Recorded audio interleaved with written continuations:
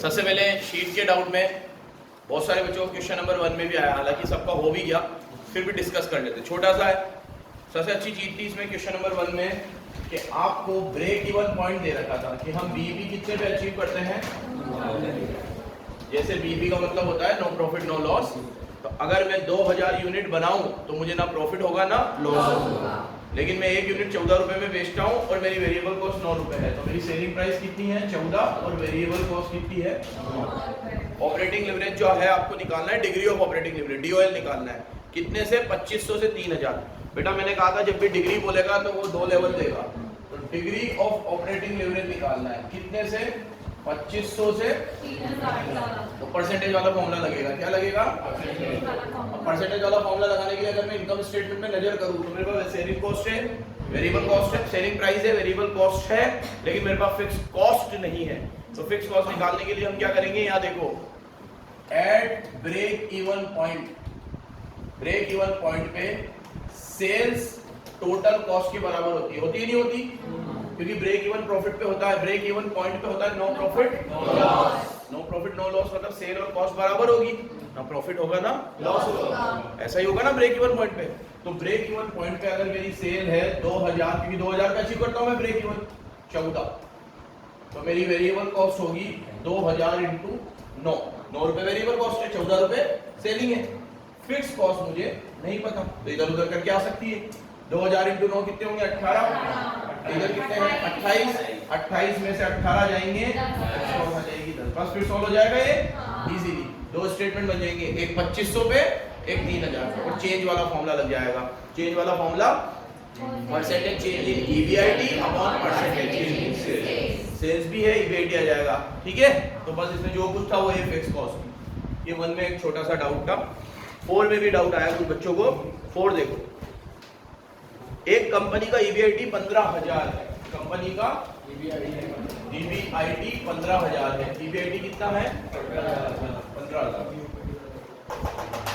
और उसके 8% डिवेंचर है 25000 रुपए वाले, 8% डिवेंचर्स है कितने रुपए वाले 25000 के डिवेंचर्स है। नेक्स्ट आपके 10% प्रेफरेंस शेयर भी है 20000 के। 10% क्या है वो कितने के हैं 20000। इक्विटी शेयर 1000 है 10000 रुपए के, मतलब इक्विटी शेयर कितने हैं 1000, और है कितने के मतलब एक शेयर 10 रुपए का हो गया। कितने का हो गया 1000 शेयर से एक शेयर 10 रुपए का हो गया, टोटल शेयर कितने हो गए 10000। आगे टैक्स आपका 50% है। Assume EBIT choice and 6, what would be your EPS. अब मुझे समझ में आ गया तुम लोगों को क्या गड़बड़ हुई होगी इसमें। देखो ईबीआईटी का लेवल लेना है तुम्हें चॉइस और 6, कितना लेना है चॉइस और 6। अब बच्चों 2 मिनट में 2 मिनट में ही बात सुनो। चॉइस और 6 का क्या मतलब है। अभी मेरा एग्जिस्टिंग ईबीआईटी 15 है, बेस्ट सिनारियो में ये चॉइस होगा, वर्स्ट सिनारियो में 6 होगा। तो 15 को ही आप चॉइस से कंपेयर करोगे और 15 को ही 6 से करोगे, तो आपका आंसर आ जाएगा। मतलब जब मैं परसेंटेज का फॉर्मूला लगाऊंगा तो 15 और चॉइस, 15 और 6 ऐसे करके चेंज निकालूंगा, बस बन गया स्टेटमेंट। बाकी इसमें कुछ भी ऐसा नहीं है कि मिसिंग हो, सब कुछ गिवन है इसमें, बस इसमें ये चीज आपने गलती करी होगी। एक बार फिर सुन लो, इन्होंने कहा है अभी मेरा ईबीआईटी 15 है, बोला अगर ये चॉइस हो तो क्या होगा 6 हो तो क्या होगा।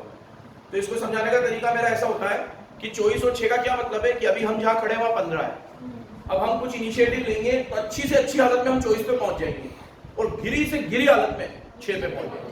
तो 6 हो गया हमारा वर्स्ट केस और चॉइस हो गया हमारा बेस्ट केस, और हमारा एग्जिस्टिंग केस क्या है 15। अभी हम कहां खड़े, मेरी बात सुनो बच्चों, 3 बार स्टेटमेंट बनेगा। एक बार 15 से, चॉइस से, 6 से। 15 को भिड़ाना चॉइस से और 15 को ही भिड़ाना 6 से, और चेंज निकाल लेना, आ जाएगा आंसर, इजीली हो जाएगा। गलत है, फिर अगर ऐसा करा है तो गलत है 100%।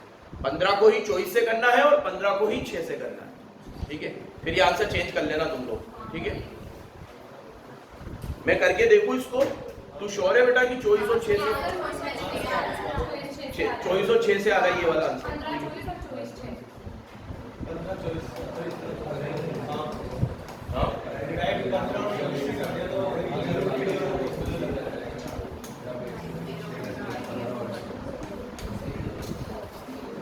देखो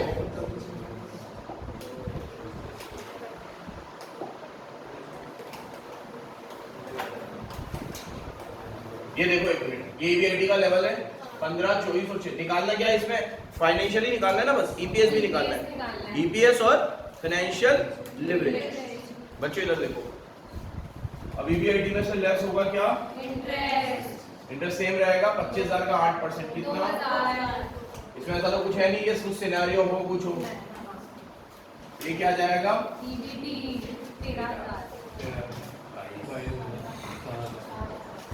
इसमें से लेस होगा प्रेफरेंस डिविडेंड नहीं है इसमें, टैक्स कितना है?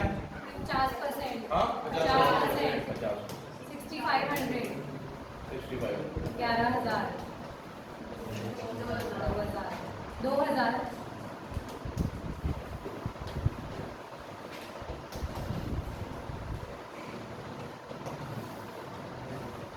बच्चों सुनो इधर मेरी बात, सुनो, सामने देखो, सामने देखो प्लीज।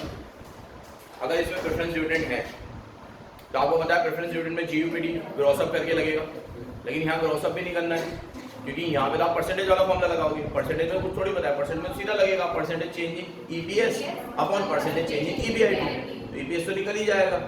और ईपीएस जब आप निकालते हो तो प्रेफरेंस डिविडेंड को माइनस वगैरह सब करते हो, ईपीएस वाला फॉर्मूला जब लगाओ तो उसमें ग्रॉस अप वगैरह कुछ भी करने की जरूरत नहीं, ईपीएस तो फाइनल रिजल्ट है हमारा, वो तो सब माइनस करके ही आया, तो हमें कुछ भी एडिशनल कैलकुलेशन नहीं करनी। तो प्रेफरेंस डिविडेंड सिंपल जितना होता है उतना ले लो, 30,000 का 10% कितना होगा? ये इनकम स्टेटमेंट तो सबका बन ही गया होगा। अभी आ गया earning for equity holders, earning for, और उसको डिवाइड करेंगे नंबर ऑफ इक्विटी शेयर से, तो आपका क्या आएगा? EPS। प्लीज इधर देखो, ये 4.5, ये हो गया 9 और ये हो गया 9। नंबर ऑफ शेयर 1000 है, कितने हैं? 1000, 1000 और 1000, तो ये तो हो गया 4.5, ये हो गया 9 और ये हो गया 9। अब इधर देखो 2 minute. Number 1, degree of operating leverage, दो केस में, अगर वर्स्ट केस में, अरे बेस्ट केस में 24 हो जाए और वर्स्ट केस में 6 हो जाए, एग्जिस्टिंग तो 15 ही है, 15 को भिड़ाना 24 से और 15 को ही भिड़ाना 6 से, समझ गए? अब 2 मिनट इधर देखोगे तुम लोग, अब दोनों ही केस में फॉर्मूला तो क्या लगेगा? डीओएल का परसेंटेज चेंज इन डीएफएल।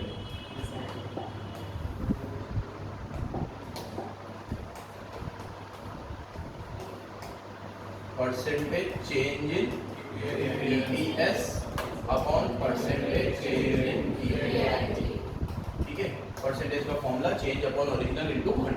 2 मिनट इधर देखोगे तुम लोग, 15 को ही भिड़ाना है, तो पहले मैं 15 को भिड़ा रहा हूँ 24 से, तो दोनों का चेंज हो गया 4.5, और 4.5 को 4.5 से करूँगा तो 100% चेंज आएगा। कितना चेंज आएगा? ये आ गया 100%। और ये ईपीएस का लिया ना, किसका लिया है मैंने? ईपीएस ऊपर आएगा 100%। अब ईबीआईटी 15 से करना है 24, तो 15 और 24 में कितना डिफरेंस है? 9, और 9 को 15,000 से करोगे तो 60% आएगा, तो यहाँ नीचे आ जाएगा। अब 60 से 100 काट देना, शायद यही दे रखा है, सही तो है। अब 15 से 24 है, अब 15 से 6 वाला करूँ, सेम आएगा। 15 और 6 का डिफरेंस भी तो 9 ही होता है, और 9 को फिर 15 से करूंगा तो 100% ही आएगा, और इधर ये 4.5 है और ये नील है, तो 4.5 और नील का डिफरेंस 4.5 ही होगा, और 4.5 को फिर 4.5 से करूंगा तो 100 ही आएगा, तो in both cases it will remain at 1.67, but इसमें 1.33 तो अलग है। अभी ये 1.67 आ गया, ठीक है? वापस सुन लो, 15 को जब 24 से करा तब चेंज कितना आया? 9,000 का। अब जब 15 को 6 से करूंगा तो भी चेंज कितना आएगा? 9,000 का ही आएगा, और ओरिजिनल तो हमेशा 15 ही रहेगा। अब 9 को 15 से करूंगा तो परसेंटेज कितनी आएगी? 60। 9 को 15 से करूंगा कितनी आएगी? 60। यहाँ पे भी कितनी आएगी? 60। अब ईपीएस में जो है 4.5 और 9 का चेंज 4.5 का, और 4.5 को 4.5 से किया तो 100 ही आया, अब 4.5 और 0 का चेंज भी 4.5 ही होगा, फिर 4.5 को 4.5 से करो 100 ही आएगा। In both the cases it will remain same at 1.37। ठीक है, अब 1.33 तुम्हें कौन सी दूसरी चीज दे रखी है? ये शायद इसने एक बार 24 और 6 का भी चेंज निकाल दिया है। ठीक है, तो वो कोई मतलब का नहीं है, 24 और 6 का कोई चेंज नहीं है। ठीक है, ये 24 और 6 का कोई चेंज नहीं है, क्योंकि एक इमेजिनरी सिचुएशन को दूसरी इमेजिनरी से थोड़ी मिलाते हैं, ओरिजिनल को इमेजिनरी से मिलाते हैं। ठीक है, और तुम वैसे भी 24 और 6 का निकालोगे तो ये आ जाएगा 1.33, बट ये करना नहीं है, ये नहीं निकालना एग्जाम में हमें। हाँ हाँ, 24 का या 15 का फाइनेंशियल लेवरेज, और चेंज से नहीं आ रहा 1.33, चेंज से भी तो ये आ रहा होगा। 24 और 6 के चेंज से करो 1.33 आ रहा है ना, और नॉर्मल 24 से भी करोगे 1.33 आएगा, और 24 और 6 के चेंज से करोगे तो भी 1.33 आएगा। इसका फोटो ले लो, 1 मिनट जल्दी आगे बढ़ते हैं। तो डाउट है सीधा काम।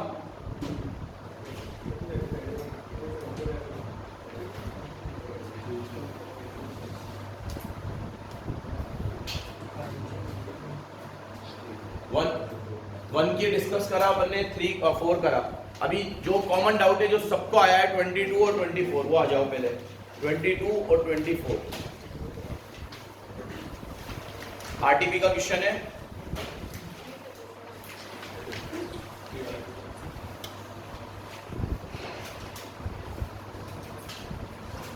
मैंने तुम लोगों को कहा था ना कि 4 यूनिट मिक्स होती है, इसमें से थोड़ा सा कुछ और से भी लिंक्ड होता है। हालांकि इसके अंदर कुछ लिंक नहीं है, लेकिन इसमें लिवरेज का भी कुछ भी नहीं है 22 में। क्यों नहीं है? क्योंकि लिवरेज का कुछ पूछा ही नहीं इसमें। लिवरेज क्या होते हैं? 3 लिवरेज होते हैं, OL, FL और CL। इसमें कुछ पूछा ही नहीं है, फिर भी चलो कर लीजिए इसको। ये क्वेश्चन तुम लोग आगे का चैप्टर पढ़ते हैं ना, तो ये इजीली हो जाता तुमसे, क्योंकि ये वो कैपिटल स्ट्रक्चर से लिंक्ड है। थोड़ा सा पढ़ो जल्दी से। EBIT आपको 4.5 लाख का दे रखा है। कितना दे रखा है? और करंटली कंपनी के 80,000 शेयर से 10 रुपए का एक है। 80,000 शेयर से इक्विटी शेयर कितने हैं? 80,000, और एक कितने का है? 10 का। कंपनी का EBIT अभी कितना है? 4.5 लाख, 4,50,000। कंपनी के रिटेन अर्निंग अभी 12 लाख की है। रिजर्व्स एंड सरप्लस बोल सकते हैं इसे, 12 लाख के। एनुअल इंटरेस्ट कंपनी 1.20 का देती है, 12% के डिवेंचर। तो इधर देखो 12% के डिवेंचर है और आप 1.20 का इंटरेस्ट देते हो, तो इससे डिवेंचर भी निकल जाएंगे। 1.20 का आप इंटरेस्ट देते हो, रेट 12% है, तो 1.20 डिवाइड बाय 12% करो, 12 से 12 करिए, 10 लाख आएंगे। कितने आएंगे? 10 लाख। ये बात सबको समझ में आई? पीछे समझ में आई बेटा? अगर 1.20 का ब्याज देते हो, ब्याज की रेट 12% है, तो डिवेंचर कितने के होंगे? 1.20 डिवाइड बाय 12%। कंपनी एक एक्सपेंशन चाहती है, उससे उनको एडिशनल 6 लाख रुपए जनरेट होंगे। मतलब हम एक्सपेंशन करेंगे तो हमारे पास कितने आएंगे? अरे सॉरी, एक्सपेंशन करने के लिए हमें 6 लाख रुपए चाहिए हमें, मतलब हमारा प्रोजेक्ट कितने का है? 6 लाख रुपए। नेक्स्ट, ये अंडरलाइन कर लो। It is anticipated that after expansion company able to achieve the same return on investment which is at present. मतलब अभी जो हमारा रिटर्न ऑन इन्वेस्टमेंट है, इन्वेस्टमेंट करने के बाद भी उतना ही रहेगा। मसलन मेरी तरफ देखो, अगर अभी हमारा ROI 15% है तो बाद में 15 ही रहेगा, अभी 20 है तो बाद में भी 20 ही रहेगा। तो ये EBIT अभी वाला है।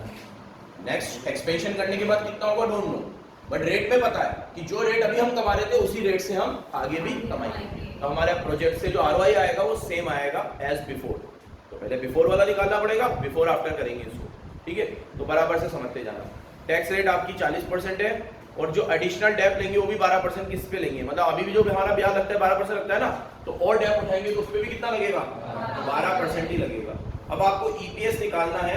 अभी इस चैप्टर का EPS आ गया, इसमें लिवरेज तो नहीं है, लेकिन क्या निकालना है? बच्चों EPS निकालना है, तो स्टेटमेंट बनेगा। अब EPS 2 केस में निकालना है। अगर जो हमारी फंडिंग करनी है वो हम पूरी डेप से करें, या फिर जो फंडिंग करनी है पूरी इक्विटी से करें। ठीक है, शुरू करें इसको।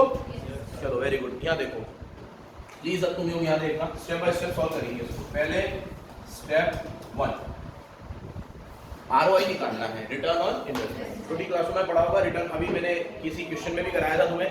EBIT अपॉन कैपिटल, क्या फॉर्मूला होता है ROI का? तो कैपिटल एम्प्लॉयड चाहिए हमें, EBIT तो है, कैपिटल एम्प्लॉयड निकाल लेते। इधर देखो, तो स्टेप 1 में क्या निकलेगी? कैपिटल कैपिटल एम्प्लॉयड का फॉर्मूला होता है, प्लीज इधर देखो, share holders fund plus non current liability. होता ही नहीं होता? जैसे अगर मैं ये बैलेंस शीट बनाऊं तो यहाँ तीन चीजें आती है, शेयर होल्डर फंड, इसमें आता है शेयर कैपिटल और रिजर्व में, सेकेंड नंबर पे आता है नॉन करंट लायबिलिटी और थर्ड नंबर पे आता है करंट लायबिलिटी। इसके अलावा कुछ नहीं आता बैलेंस शीट। बिल्कुल ये दिमाग में छपी हुई होनी चाहिए बैलेंस शीट, जहां अटको ये बना लो।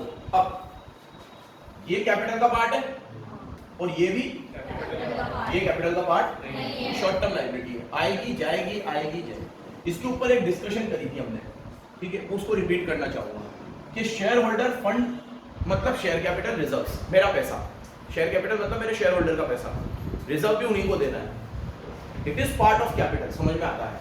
नॉन करंट लायबिलिटी तो बाहरी लोगों को पैसा देना है, इसमें तो डिवेंचर्स आते हैं, इसमें तो लोन आते हैं। लोन और डिवेंचर कब से कैपिटल का पार्ट होने लग गए? तो मैंने कहा था इसमें ऑथर्स के अलग अलग व्यूज है। पहले कुछ ऑथर्स मानते थे कि कैपिटल एम्प्लॉयड में सिर्फ यही हो, जैसे आज कुछ मुझसे कैपिटल पूछेगा तो मैं वो पैसा बताऊंगा जो मैंने अपने लिए और मुर्तजा ने लगाया था। अगर हमने 2 लाख का लोन भी ले रखा तो it is not part of our capital, मैं उसको नहीं बताऊंगा। कोई पूछेगा भाई आपकी कैपिटल एम्प्लॉयड कितनी है, मैं बोलूंगा हम तीनों ने 15 लाख लगाए थे तो ये कैपिटल है। अब हमने 15 लाख का लोन भी ले रखा है, ये कब से कैपिटल होने लग गई? तो लोगों ने सोचा जो इंडिविजुअल पे और पार्टनरशिप पे लगता है वही कंपनी पे लगाओ, कंपनी में भी कैपिटल क्या लो, बस शेयर होल्डर फंड लो, नॉन करंट लायबिलिटी में तो डिवेंचर वगैरह आते हैं, कैपिटल में क्यों लोगे? कहां पर से एक मिनट पॉज कर, हाँ हटवाता हूँ, क्या बता रहा हूँ तुम लोगों को? हाँ, शेयर डिवेंचर्स कैपिटल का पार्ट क्यों है? तो उस समय भी मैंने तुम लोगों को बोला था कि अब कुछ ऑथर्स को ये लगा कि भाई यार इंडिविजुअल में तो क्या है, मोटा मोटा पैसा आप ही लगाते हो, लोन वोन लेते हो अलग बात है। कंपनियों में मामला उल्टा है, कंपनियों में बहुत सारा पैसा लोन से भी लगता है। इनफैक्ट ऐसा बोलूं तो गलत नहीं होगा कि मैक्सिमम पैसा ही लोन से लगता है। अगर आज मान लो मेरी कंपनी के पास कोई 10 करोड़ का प्रोजेक्ट है, अब मेरे को 9 करोड़ की फंडिंग मिल गई सरकार से कि भाई ये स्टार्टअप कंपनियों को 9 करोड़ का लोन देंगे, 1 करोड़ मैंने खुद की इक्विटी लगा दी, तो अगर मैं रिटर्न ऑन कैपिटल में सिर्फ 1 करोड़ लूं तो कितना गलत कर रहा हूं मैं? अगर वो 9 करोड़ मुझे नहीं मिलते तो मेरा तो स्टार्टअप ही स्टार्ट नहीं होता। उनके 9 करोड़ में मेरे 1 करोड़ की वैल्यू थी, मेरे 1 करोड़ में उनके 9 करोड़, मतलब मैं सिर्फ 1 करोड़ लगा देता तो कुछ भी मतलब नहीं था। उनके 9 करोड़ से मेरा प्रोजेक्ट स्टार्ट हुआ और मैं आज कैपिटल में वही 9 करोड़ को नहीं ले रहा हूँ, सिर्फ 1 करोड़ को ले रहा हूँ। तो बोला ये व्यू भी समझ में आया कि हाँ यार ये तो सही है। तो तब से भैया ये लगा कि हमें कैपिटल एम्प्लॉयड में या इन्वेस्टमेंट में नॉन करंट लायबिलिटी भी लेनी चाहिए। लेकिन आज भी कुछ ऑथर का तो यही मानना है कि भैया हम तो सिर्फ इक्विटी लेंगे, तो फिर वो रिटर्न ऑन इक्विटी हो गया, वो रिटर्न ऑन इन्वेस्टमेंट नहीं हुआ। क्या हुआ वो? चलो अब ये ठीक है, इक्विटी आ गई तुम्हारी कितनी? 8 lakh plus reserves and surplus आ गए तुम्हारे कितने? 12 लाख और प्लस डिवेंचर्स आ गए तुम्हारे कितने? 10 लाख। तो 12 और 8 20, 20 और 10 20। ये कैपिटल एम्प्लॉयड ईपीआईडी तो है ही हमारे पास। अब हम निकालेंगे रिटर्न ऑन इन्वेस्टमेंट, 4.5 लाख और नीचे आएंगे कितने?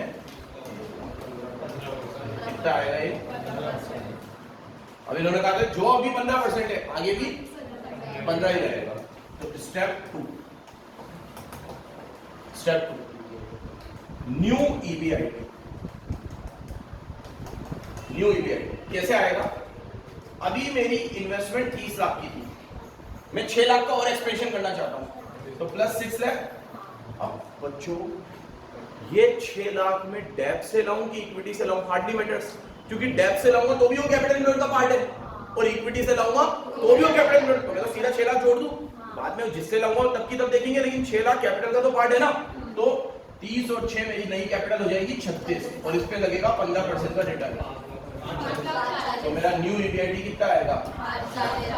Step 1 step 2। यहां तक क्लियर हुआ तो आगे बढ़ेगी। ये एक्सिस्टिंग रेट और ये नई रेट, नया ईबीआईटी, रेट पूरा नहीं नया ईबीआईटी। ये सबको क्लियर है? पीछे सबको क्लियर है? दीपक बेटा तेरे को डाउट है मतलब कोई? क्योंकि ये रिटर्न के अंदर ऊपर फॉर्मूले में ईबीआईटी लिया था, तो अब जब वो रेट इस पे लगाऊंगा तो वापस ईबीआईटी आएगा।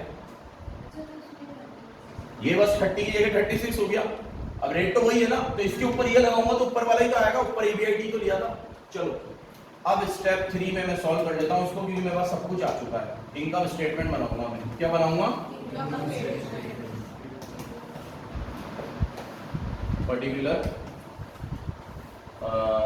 केस। कितने? 2 अल्टरनेटिव्स है ना मेरे पास, 2 अल्टरनेटिव्स। एक कौन सा अल्टरनेटिव है? डेब्ट का, और एक कौन सा है?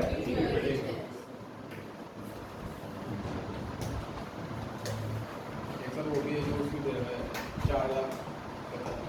प्रेजेंट का भी बनाना है। प्रेजेंट का बनाना है। प्रेजेंट का भी बनाना है। हाँ। दोनों का भी बनाओ, फिर एक लेवल और लो। अरे प्रेजेंट का तुम बना लेना यार। प्रेजेंट में तो 4.5 लाख ईपीआईटी की बनी है, सब कुछ ऐड कैसे तो करना है। तुम तो ये 2 अल्टरनेट वाला बना लो। जल्दी जल्दी देखो बच्चों, ईपीएस निकालना है तो इनकम स्टेटमेंट बनेगा, लेकिन ऊपर सेल, वेरिएबल कॉस्ट, कंट्रीब्यूशन कुछ भी नहीं दे रखा। तो मेरी बात सुनो, सेल में से वेरिएबल कॉस्ट जाती है, कॉन्ट्री आता है, कॉन्ट्री में से फिक्स कॉस्ट जाती है, ईबीआईटी आता है। ईबीआईटी तो दे रखा है ना, तो ईबीआईटी से शुरू कर दो स्टेटमेंट को, सेल से शुरू करने की जरूरत क्योंकि ईबीआईटी तो दे रखा है हम लोगों को। और पूछा भी नहीं है सेल वाला, ऊपर वाला कुछ भी, ऑयल कुछ भी नहीं पूछा, नीचे से ईपीएस ही पूछा है बस। तो ईपीएस कब निकलेगा? जब ये पूरे स्टेटमेंट बनेगा। स्टेटमेंट सेल से भी बन सकता है, लेकिन ऊपर का डेटा नहीं है तो ईबीआईटी से बना लेते हैं। ईबीआईटी नया वाला कितना रहेगा? इन बोथ केसेस कितना रहेगा? अब इसमें से क्या लेस करते हैं? अब 2 मिनट इधर देखते चलना। जब मैं डेब्ट से चलूंगा तो मेरे पास एग्जिस्टिंग डेब्ट 10 का है और 6 का और डेब्ट आ जाएगा, तो 16 का डेब्ट आ जाएगा। तो 16 का 12% करो, 1 लाख। और उसको एक एक चीज बराबर बता के आना है कैसे आया। कैसे आया ये? 16 लाख का 12%। यहाँ पे तो वही रहेगा 10 लाख, तो 10 लाख का 12%। यहाँ बताने की जरूरत नहीं क्योंकि क्वेश्चन में गिवन था। अब ईबीआईटी में से इंटरेस्ट दिया, क्या आएगा? जल्दी जल्दी बोलो। 3 लाख 48,000। इधर 4,20,000। 4,20,000। टैक्स कितना रेट है टैक्स का? 1,39,200। इधर 1,38,000। 2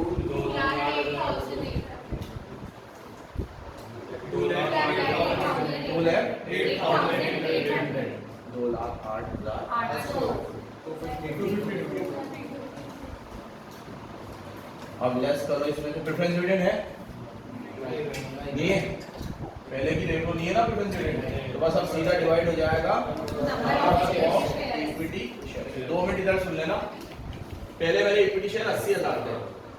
कितने थे? 80,000। अब अगर मैं नए वाले 6 लाख और इक्विटी से इशू करूंगा तो एक शेयर का वैल्यू दे रहा है क्या? 10 रुपए 5 रुपए को दे रखा है 10 रुपए। तो अगर 6 लाख रेस करने हैं, एक शेयर 10 रुपए का होगा, तो 60,000 शेयर्स इशू करने पड़ेंगे। कितने? तो अगर मैं डेब्ट वाले से चलूंगा तो नंबर ऑफ शेयर तो 80 रहेंगे, बट मैं इक्विटी से चलूंगा तो 80 में 60 और जुड़ जाएंगे, 1,40,000 कितने आएंगे? 2.61। ईपीएस आ गया मेरा। ईपीएस कितना? 2.61। इधर 1.8। आ गया। ये दे रखा है, फोटो ले ले भाई जल्दी। की बात करें तो सबसे अच्छा अल्टरनेट है जिसमें ईपीएस ज्यादा है। ये ईपीएस ज्यादा है। और एक और बात सुनो मेरी, ट्रेडिंग और इक्विटी पढ़ाई थी। डेब्ट जब भी लेते इक्विटी को फायदा ही होता है, और ये डेब्ट वाला ही अल्टरनेट था, वही अच्छा है। 99% केसेस में वो थ्योरी फिट बैठेगी कि जब भी डेब्ट से रेस करोगे तो फायदा किसको होगा? ट्रेडिंग ऑन इक्विटी बोलते थे। क्या बोलते हैं? डेब्ट बढ़ाने से पैसा इक्विटी से नहीं उठाया, डेब्ट से उठाया, फिर भी फायदा किसको हुआ? इक्विटी को। हमेशा होगा ये। एक और क्वेश्चन जो तुम लोगों को नहीं आया, लास्ट 24, ये बहुत ही बढ़िया क्वेश्चन है, इसका ना आना बनता भी था। देखो इधर पीवी रेशियो आपका 30% है, ऑपरेटिंग लेवरेज आपका 2 है, फाइनेंशियल लेवरेज आपका 1.5 है, लोन आपका 1.25 है, और पोस्ट टैक्स रेट लोन आपका कितना है? 1,25,000। और ये नई चीज दे रखी है, पोस्ट टैक्स इंटरेस्ट रेट। जो कितनी है 5.6%। टैक्स रेट आपका 30% है। टैक्स रेट कितना है आपका 30%। मार्केट प्राइस आपका 140 रुपए है और पी रेशो आपका कितना है 10 है। कभी पी रेशो की बात हुई है कि इससे पहले? तो पी रेशो पे थोड़ा डिस्कशन करेंगे। ये एक नई चीज है, ये मतलब इस चैप्टर का नहीं है, फिर बोल रहा हूँ ये दूसरे चैप्टर का है, लेकिन इस चैप्टर में इसको नी भी लगाते तो हमारा वैसे भी सॉल्व हो जाता है। लास्ट में थोड़ा सा काम आएगा तो थोड़ी डिस्कशन करेंगे पी रेशो की, ठीक है। ये वैसे आगे के चैप्टरों में आने वाला है, लेकिन डिस्कशन अभी कर लेंगे, ठीक है। तो ये जल्दी से देखो, ये सब है। अब मैं इसको सॉल्व करूंगा। सबसे पहले स्टेप 1, मेरे को ये जो टैक्स इंटरेस्ट रेट दे रखी थी ये पोस्ट टैक्स थी, तो क्या मैं इसको प्री टैक्स बना सकता हूँ? पोस्ट टैक्स मतलब सिर्फ टैक्स हटाने के बाद। तो ये 5.6 है और आपकी टैक्स 30 है, तो टैक्स हटाने के बाद ये 70 बचा। तो अगर ये 70 की वैल्यू है तो पूरे 100 की वैल्यू कितनी होगी? 5.6 डिवाइड बाय 70 into 100 करो, कितनी आएगी? 8। बेटा ये चीज जो मैं करता हूँ ना, ये तुमने अलग अलग चैप्टरों में इतनी बार करी है। वो अकाउंट्स में जब ओवर वैल्यूएशन अंडर वैल्यूएशन आता तब भी करते हैं अपन इसको, ठीक है। फाउंडेशन में भी एक टॉपिक में आता था ये, ठीक है। अभी आया है, अभी और आगे आएगा। ये चीज इतनी सिंपल है ना, बराबर समझ जाना है कि भैया एक चीज मेरे मुंह से तुमने 1000 बार सुनी होगी कि हर चीज की वैल्यू 100% होती है।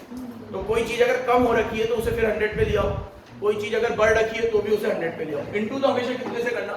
हर चीज की ओरिजिनल वैल्यू कितनी होती है? मैं शोरूम से कार लेकर आया 10 लाख रुपए की, अभी तो उसकी वैल्यू 10 है ना, डैप वैप कुछ नहीं लगा तो उसकी वैल्यू 10 है। तो हर चीज की ओरिजिनल वैल्यू उतनी होती है। अब डैप लगाओगे कम हो जाएगी, ओवर वैल्यू करोगे बढ़ जाएगी, अंडर वैल्यू करोगे कम हो जाएगी, लेकिन उसकी ओरिजिनल वैल्यू कितनी रहती है? 100। तो टैक्स हटाने के बाद ये 5.6 था, तो टैक्स तो 30 था, तो मतलब ये 70 की वैल्यू है, तो 100 की वैल्यू कितनी होगी? Divide by 70 into 100। ये हमेशा कर लिया करो। तो हमारी pre tax rate of interest कितनी है? 8%। प्री टैक्स, टैक्स हटाने के। आगे बढ़ो, ये स्टेप 1 हो गया। अब जैसे ही आपको एफएल दे रखा है तो आपके दिमाग में ईबीआईडी अपॉन ईबीडी वाला फॉर्मूला आया होगा, लेकिन ईबीआईडी अपॉन ईबीडी लगाने के लिए इंटरेस्ट चाहिए, तो इंटरेस्ट की रेट इसीलिए निकाल दी मैंने, सब इंटरेस्ट भी आ जाएगा। Step 2, interest. मेरे डिवेंचर्स कितने के, लोन कितने के हैं? 1.25 और इंटरेस्ट की रेट कितनी है? 1.25 का 10,000। बस अब सॉल्व कर लो फटाफट फटाफट। एफएल का formula EBID upon EBID minus interest. FL कितना है? 1.5। ईबीआईडी हमें नहीं पता, ईबीआईडी हमें नहीं पता, और इंटरेस्ट अभी अभी हमने निकाला 10,000, इधर जाएगा 1.5 ईबीआईडी माइनस 15,000 इज इक्वल टू ईबीआईडी। ईबीआईडी इधर माइनस, उधर 15 प्लस 1.5 ईबीआईडी 0.5 ईबीआईडी, तो ईबीआईडी आएगा 15,000 अपॉन 0.5, कितना आएगा? तो इसको सॉल्व करके ईबीआईडी का वैल्यू आएगा कितना? पेपर क्वेश्चन में देखो पूछा क्या है?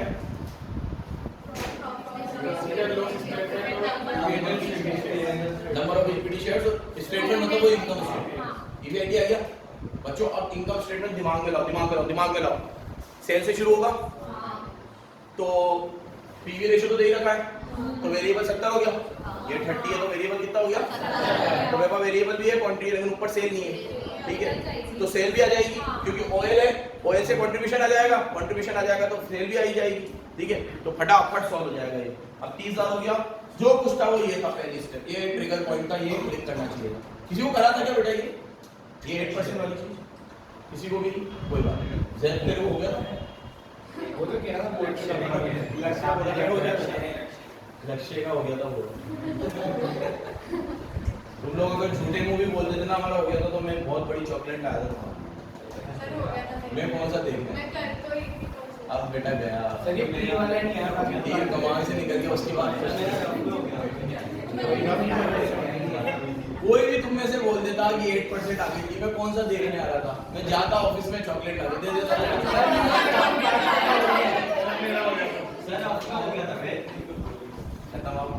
अगली बार ध्यान रखना, जब मैं नहीं दूंगा ना तब ध्यान रखना। चलो स्टेप 4 हमारा ऑयल दे रखा है हमें। ऑयल का फॉर्मूला होता है कंट्रीब्यूशन अपॉन ईबीआईडी। ऑयल कितना है? 2 है। चलो ऑयल कितना है? 2 है। ईबीआईडी 30 है, तो 30 इधर आके मल्टीप्लाई होगा तो कंट्रीब्यूशन आ जाएगा 30 into 2 करके कितना आएगा? इसको डब्बे में ले लो। और अब स्टेप 5, इधर देखो सेल निकालूंगा। कैसे सेल निकालूंगा? प्लीज इधर देखो, पीवी 30 है। पीवी रेशियो का फॉर्मूला होता है कंट्रीब्यूशन अपॉन सेल। तो अगर कंट्रीब्यूशन अपॉन सेल होता है मतलब पीवी रेशियो का मतलब होता है सेल का इतना परसेंट कंट्रीब्यूशन है। बोलो, सेल का इतना परसेंट कंट्रीब्यूशन है। तो फॉर्मूला बना कंट्री अपॉन सेल। मतलब अगर ये 30 है तो ये सेल का 30% है, तो सेल पूरी 100% होगी। तो 100% की वैल्यू कितनी होगी? ये अगर 30% है तो 100% वैल्यू कितनी होगी? 2 लाख। 2 लाख। पूरा बन गया मेरे हिसाब से ये। अब अपन इनकम स्टेटमेंट बनाते हैं। आंसर यहां से शुरू हो रहा है, ये सब वर्किंग नोट। सेल्स कितनी? 2 लाख। लेस करोगे वेरिएबल कॉस्ट 70% होगी, 1 लाख। तो कंट्रीब्यूशन हमने जो निकाला था वो कितना था? ये ऐसे भी मैच होना चाहिए, हमने निकाला था वैसे भी मैच होना चाहिए। क्वेश्चन का 2-3 तरीके सॉल्व होते हैं, बराबर मैच होना चाहिए, हर तरफ से आंसर सेम आना चाहिए। अब इसमें से लेस करते हैं क्या? Fix cost. तो क्या आता है? EBIT। तो EBIT हमारे पास निकला हुआ था कितना? 30। तो फिर ये भी कितना होना चाहिए? 30,000। तो ये 30 आएगा। फिर लेस करेंगे क्या? इंटरेस्ट हमने निकाला था कितना? 10,000। तो ये EBT कितना आना चाहिए? 20,000। फिर लेस करेंगे क्या? कितना है रेट? 30%। तो कितना? 6,000। 14,000। Earning after tax. अब लेस करेंगे, प्रेफरेंस डिविडेंड है? नहीं है। तो इसको डिवाइड करेंगे नंबर ऑफ इक्विटी शेयर से, तो क्या आएगा? है ना? और यहाँ पी रेशो का काम आएगा। पहले इसका लॉजिक बताऊंगा, अरे पहले फॉर्मूला बताऊंगा फिर लॉजिक बताऊंगा। पी रेशो का फॉर्मूला इतना सिंपल होता है, बुक का सबसे इजी फॉर्मूला है ये। पी रेशो मतलब होता है price earning ratio. Full form क्या होती है इसकी? सिद्धार्थ देख लेते। प्राइस अर्निंग रेशो, इसके नाम में ही फॉर्मूला है, प्राइस अपॉन अर्निंग। इसका फॉर्मूला क्या है? Price upon earning. P ratio का फॉर्मूला मतलब कुछ और भूल जाओ, कुछ भी याद रहे ना रहे, सिद्धार्थ को ये तो याद रहेगा। Price upon PE ratio, price earning ratio. Formula है प्राइस अपॉन अर्निंग। लॉजिक अभी बताऊंगा, इसको थोड़ा चर्चा करेंगे, शेयर मार्केट में बहुत काम आता है ये। ठीक है, तो पहले सॉल्व कर लेते 2 मिनट। इधर देखो, अब पी रेशो कितना दे रखा है बच्चों? 10। मार्केट प्राइस दे रखी है 140। तो क्या इससे अर्निंग आ जाएगी? अर्निंग इधर जाएगी और 10 इधर आ जाएगा। तो 140 को 10 से करोगे, अर्निंग आएगी कितनी? आपका ईपीएस। अर्निंग मतलब ईपीएस कितना? 14 रुपए। अब बोर्ड पे देखो, ये कितना आएगा? 14। तो अब इन दोनों के डिफरेंस से इक्विटी शेयर समझेंगे। 14,000 को किससे डिवाइड करोगे? 14 आ जाए 1,000। कितने से? 1,000। बन गया? तो पी रेशो काम में आया तुम्हें। नई चीज क्या सीखी? एक तो ये इंटरेस्ट वाली चीज और एक ये पी रेशो क्या होता है? नाम में फॉर्मूला है प्राइस अपॉन अर्निंग। क्या फॉर्मूला है? Price upon earning. उसमें प्राइस दे रखी थी तो अर्निंग निकल गई, सॉल्व हो गया पूरा। अब पी रेशो क्या काम आता है वो देखते हैं। पहले इसका फोटो ले लो जल्दी से, जल्दी ले भाई, जल्दी पन्ने निकलना है।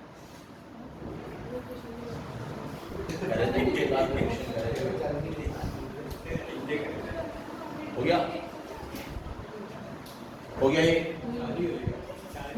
अब पीई रेशो ये शेयर मार्केट में बहुत काम आता है। प्राइस अपॉन अर्निंग ये बताता है कि किसी भी कंपनी में एक पर्टिकुलर अर्निंग कमाने के लिए आप कितना रुपया अभी देने को तैयार हो। जैसे आज अगर मान लो किसी कंपनी का पीई रेशो 10 है, ओ 30 काम का आता है, और आपका अर्निंग पर शेयर कंपनी अभी 100 रुपए कमाती है, तो अगर मैं 100 को 10 से करूं तो मार्केट प्राइस कितना आता है? 1000। तो अगर ये शेयर 1000 रुपए में ट्रेड हो रहा है तो मैं 1000 रुपए देने को तैयार हूं। ठीक है, क्योंकि इसका पी रेशो 10 है। ठीक है, अब कोई भी कंपनी में निवेश करे तो ये शेयर मार्केट की टिप है मेरी तरफ से फ्री ऑफ कॉस्ट कि वो कंपनी में करना चाहिए जिसका पी रेशो लो हो। क्यों? क्योंकि देखो 100 रुपए कमाने के लिए आप 10 गुना पैसा देने को तैयार हो, मतलब कितना हो गया वो? 1000। अगर यही पी रेशो 2 होता तो 100 को 2 से करे तो 200 हो गया, मतलब 200 रुपए दूंगा और वो कंपनी मुझे अगले ही साल कितने दे देगी? 100 रुपए दे देगी, फिर उसके अगले साल 100 रुपए दे देगी, तो उससे मेरा रिटर्न जल्दी कवर हो जाएगा, उसके बाद पैसा ही पैसा होगा बाबू भैया। ठीक है, तो वो वाली चीज है। लेकिन ये कोई रूल ऑफ थंब नहीं है। ऐसा होता तो फिर सब कर लेते हैं सब पी रेशो देखकर, ठीक है, क्योंकि किसी कंपनी का पी रेशो ज्यादा हो तो लोग उसमें भी इन्वेस्ट करते हैं, क्योंकि इसका क्या मतलब है कि कंपनी रिटर्न और ज्यादा देगी। अगर आज मैं 12 पी रेशो रखूं तो मतलब मैं अपने 100 रुपए का 12 इंटू करूं तो मेरा मार्केट प्राइस कितना चल रहा है, 1200 रुपए। मतलब मेरा प्राइस बहुत ऊपर चल रहा है कि हर 100 रुपए कमाने के लिए आपको मुझे 12 गुना पैसे देने पड़ेंगे। 12 गुना, 12 टाइम्स, तो 100 इंटू 12, 1200 रुपए तुम मुझे दो तो जाके तुम मेरी कंपनी में 100 रुपए कमा पाओगे। तो मतलब मेरी कंपनी की वर्थ भी इतनी होगी, फिर तो आगे जाके ये बढ़ेगा भी सही, तो बेचने में भी फायदा होगा। अगर मान लो मैं शेयर अपने पास नहीं रखना चाहता, अगली बार बेचना चाहता हूँ तो ये 13 हो जाएगा, 14 हो जाएगा, तब मेरे को कैपिटल गेन ज्यादा होगा। डिविडेंड भले कम मिलेगा एज कम्पेयर टू जो मैंने इन्वेस्ट किया है, लेकिन मुझे कैपिटल गेन अच्छा होगा। तो दोनों तरफ से देखना होता है। तो पी रेशो कम हो वो भी शेयर्स खरीदने चाहिए, पी रेशो ज्यादा हो वो भी शेयर, लेकिन पी रेशो को स्टडी जरूर करना चाहिए। पी रेशो किसी भी कंपनी की परफॉर्मेंस दिखाने का एक बहुत अच्छा इंडिकेटर माना जाता है। लेकिन इंडिया में कोई भी शेयर मार्केट में इतना कुछ सोचता नहीं है, बस कूद पड़ते हैं, ये ले रहा है तो मैं भी ले लूँ, ये अभी बढ़ रहा है तो मैं भी इसमें इन्वेस्ट कर दूँ, ये कम है तो अभी इस तरीके से चलता है। मतलब इतना ज़्यादा डीप कोई जाता नहीं है। लेकिन ऐसी पी रेशो, इस तरीके की शेयर मार्केट की और अलग अलग चीज़ें तुम्हें सीए फाइनल में सिखाई जाएगी। फॉरेक्स और डेरिवेटिव करके एक चैप्टर आता है 40 to 50 मार्क्स का, उसमें बताया जाएगा कि क्या होती है सब टर्मिनोलॉजी, और उनको सीख के मैं बहुत कुछ आइडिया लग जाता है। इतना आइडिया लग जाता है कि मैं जब फाइनल में था तो मुझे लगा कि बस अब मैं खरीद ही लूँ। एक बार जो थ्योरी पढ़ी है उसको प्रैक्टिकल करके देख ही लेता हूँ। इसीलिए तुम्हें जितने भी चार्टर्ड अकाउंटेंट दिखेंगे, मैक्सिमम लोग शेयर मार्केट में एक बार तो कूदते ही है, फायदा हो लॉस हो, बस इस चक्कर में कि जो पढ़ा है एक बार अप्लाई तो करके देखें कि ये सही होता है नहीं होता है, बैठते नहीं बैठते। ठीक है, चलो धन्यवाद, समाप्त हुए आपके डाउट्स, बंद करो भाई।